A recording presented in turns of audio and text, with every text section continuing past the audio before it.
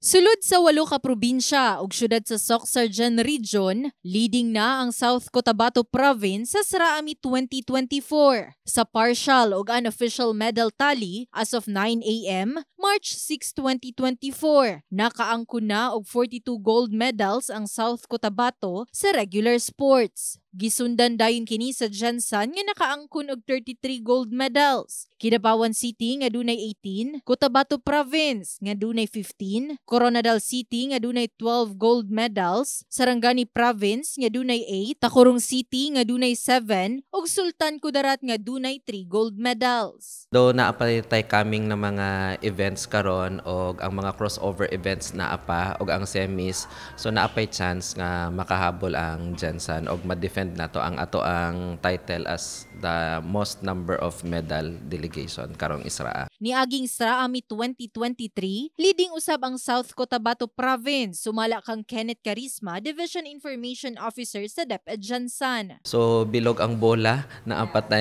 mga incoming events, pati championship games ugma.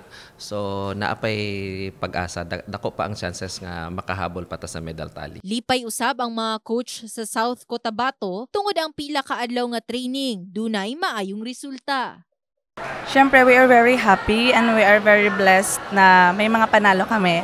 At the same time, may mga lose kami, but then ginagawa naming edge para mas ma-encourage na mas ipanalo ang mga susunod na laban. So doon kami nag-focus sa training at sa practice para maging victorious yung aming province, especially yung South Cotabato. Baguhay lang daog sa sport nga taekwondo ang mga atleta sa South Cotabato team sa elimination round sa secondary level. Ano lang po, na gamit lang ng utak para malamangan. Be aggressive po ma'am and play safe po para hindi matamaan sa ulo. Gani dunay mga sports ang una nang nahuman sa ilahang finals game sulod lang sa isa ka adlaw. In the heart of changing lives, kini si Liza Labajo, Brigada News.